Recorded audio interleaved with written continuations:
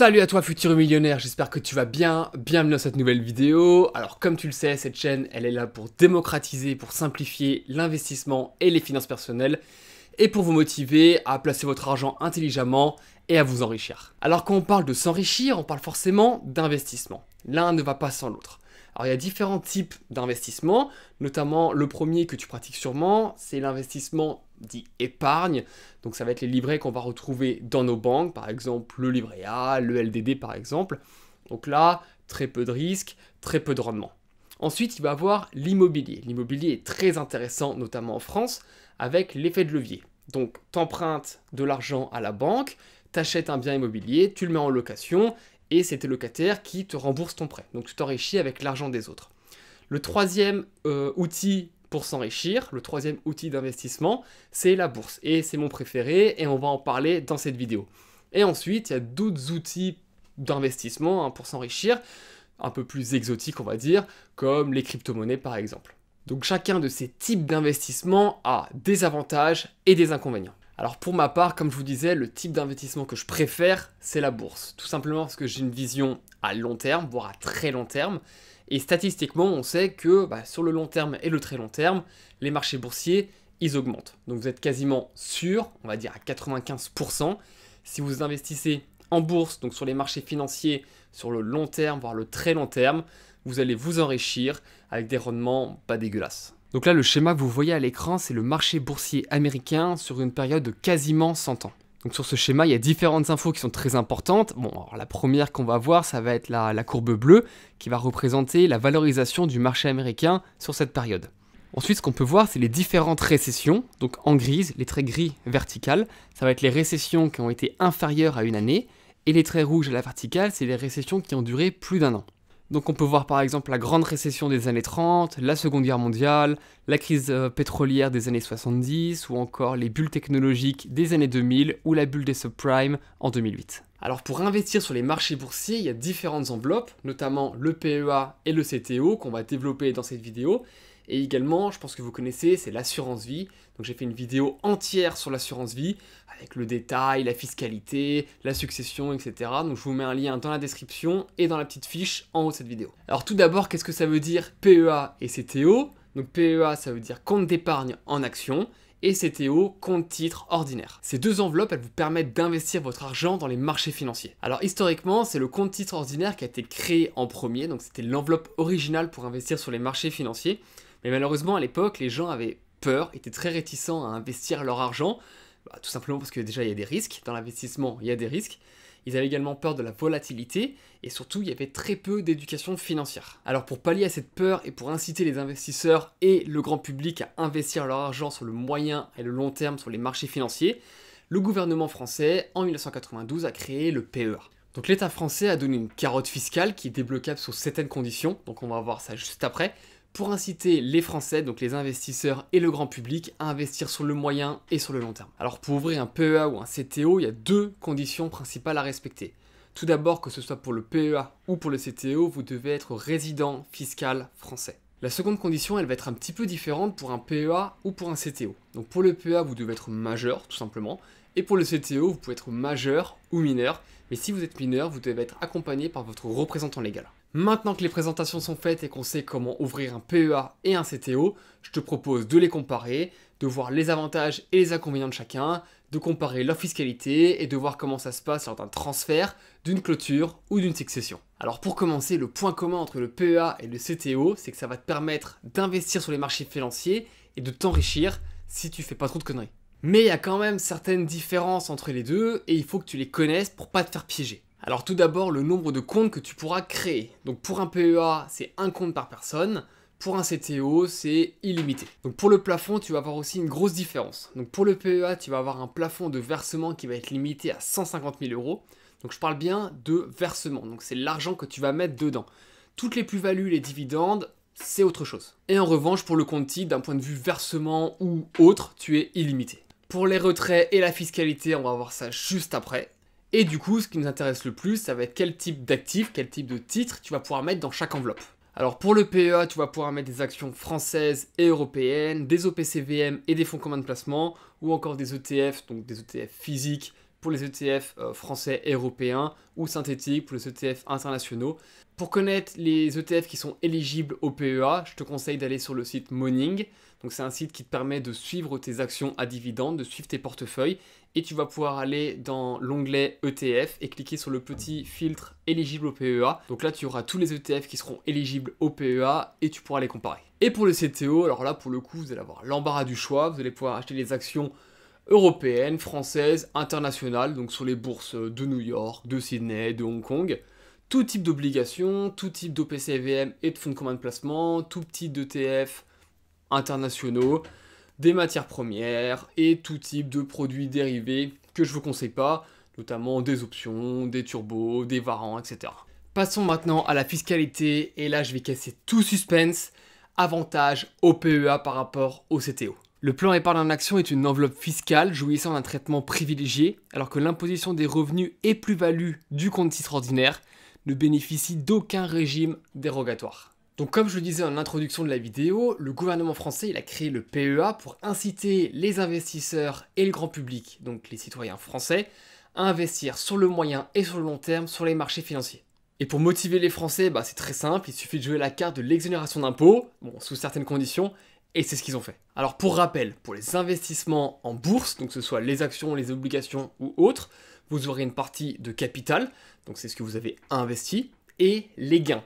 Donc ça va être les plus ou moins values, les dividendes pour les actions, ou alors les coupons pour les obligations. Ce qu'il y a à retenir, c'est que le capital n'est jamais imposé. En revanche, les gains, donc les plus ou moins values, les dividendes et les coupons, sont imposés. Alors, tout d'abord pour le compte titre, les gains que le CTO va générer vont être imposés en tant que revenus de capitaux mobiliers. Depuis 2018, les gains sont imposés sur la base de la flat tax. Il s'agit d'un prélèvement unique forfaitaire, plus connu sous le nom de PFU, de 30%. Donc vous avez 12,8% d'impôt sur le revenu et 17,2% de prélèvements sociaux. Alors lorsque vous allez faire votre déclaration d'impôt sur le revenu, donc j'ai fait une vidéo entière sur l'impôt sur le revenu que je vous mets dans la fiche et dans la description, qui explique absolument tout, vous allez devoir déclarer du coup vos revenus, mais également vos gains sur le CTO.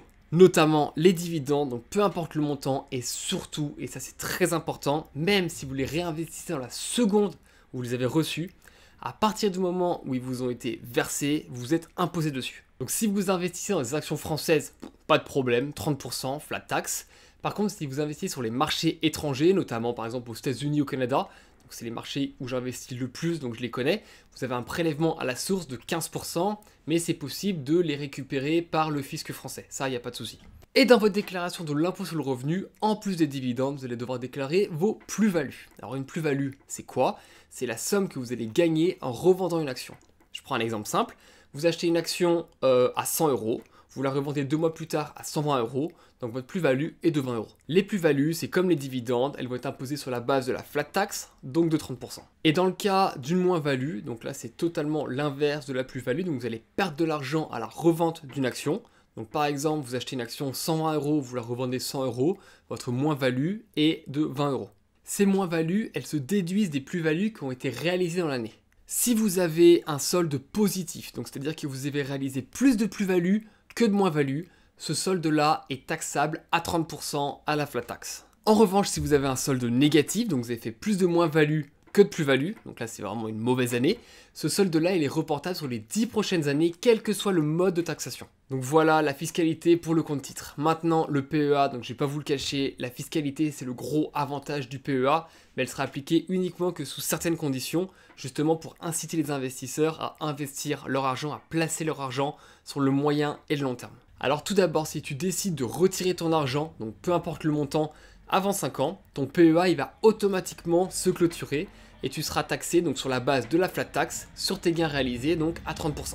Par contre, si tu décides de retirer de l'argent après 5 ans, ton PEA ne va pas automatiquement se clôturer, justement tu pourras continuer à l'alimenter comme tu veux. Et là le gros avantage du PEA c'est que côté fiscalité, après 5 ans, tu paieras uniquement les prélèvements sociaux de 17,2% et tu seras totalement exonéré de l'impôt sur le revenu de 12,8%. On arrive maintenant à la troisième partie, on va voir qu'est-ce qui se passe lors d'un transfert, d'une clôture ou d'une succession de ton PEA ou de ton CTO. Alors en ce qui concerne le transfert d'un CTO, donc là il n'y a absolument aucun problème, c'est très simple, ça te coûtera juste un petit peu en commission en fonction du courtier. Alors pour le PEA c'est également très facile, par contre il y a une erreur à pas faire et j'ai vu beaucoup de gens le faire.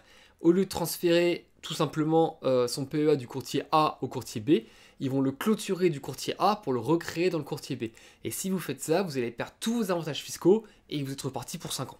Également, ce qu'il faut savoir, c'est qu'il n'est pas possible de transférer des titres, donc des actions par exemple d'un CTO vers un PEA. Par contre, il est tout à fait possible de transférer donc des titres, pareil, d'un CTO vers un autre CTO. Pour la clôture de ton compte titre, donc là, il n'y a rien de plus simple. Tu envoies soit un mail à ton courtier, soit tu lui envoies un recommandé accusé de réception.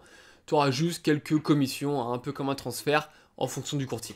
Pour un PEA, c'est un peu plus galère. Donc si vous clôturez après 5 ans, vous allez garder vos avantages fiscaux. Donc vous serez taxé sur les gains uniquement à 17,2%.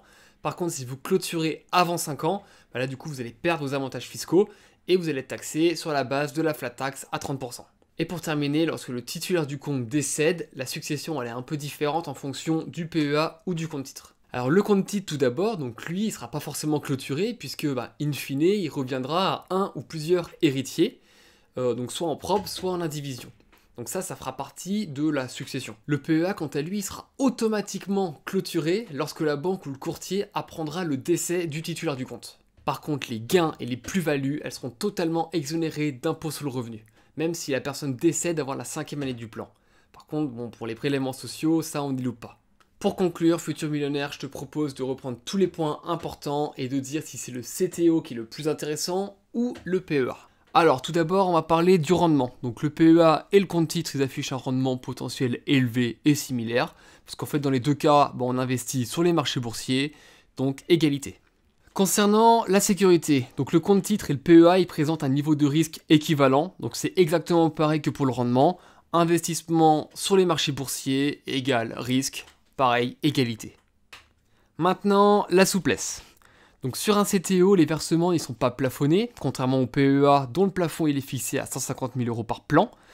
Vous pouvez en ouvrir plusieurs, même si vous êtes mineur, et vous pouvez récupérer votre investissement quand vous le souhaitez, sans contrainte ni pénalité. La liquidité, elle est beaucoup plus intéressante sur un compte titre que sur un PEA.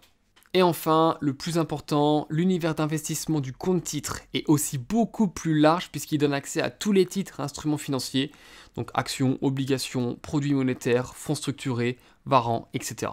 Et surtout à toutes les zones géographiques. Donc pour la souplesse, avantage, compte titre. Maintenant, la fiscalité. Le PEA permet d'encaisser des dividendes et d'arbitrer d'un support à l'autre sans faire tourner le compteur fiscal. Les prélèvements sociaux ils sont payés que lors des retraits et non pas à chaque encaissement comme sur un compte titre. Du coup, la fiscalité, avantage, PEA. Le dernier point de la conclusion, c'est la transmission. Un compte titre, il peut être transmis de votre vivant à vos enfants sans problème. La donation en pleine propriété ou en nue propriété gomme la plus-value sur le plan fiscal. En clair, vous échappez ainsi que vos héritiers à toute forme de taxation sur les gains, donc avec un maximum de 100 000 €. Un PEA, lui, il peut pas être donné. Donc du coup, pour la transmission, avantage, CTO. Donc vous voyez très bien avec cette conclusion qu'il y a des avantages et des inconvénients pour les deux. Donc moi, ce que je vous conseille, c'est d'ouvrir les deux et de mettre certains produits sur le PEA et d'autres produits sur le compte titre. Alors moi, personnellement, j'ai les deux.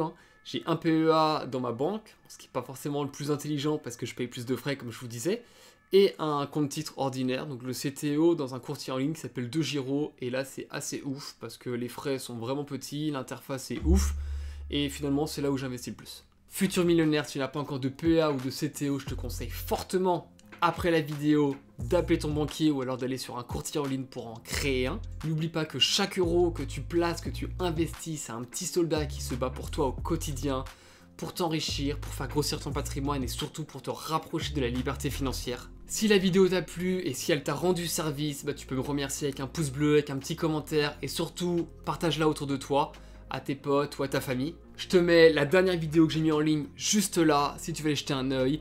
Et comme d'hab, je te souhaite une bonne journée à toi futur millionnaire, je te souhaite plein de loyers, plein de dividendes et à nous la liberté financière. Ciao!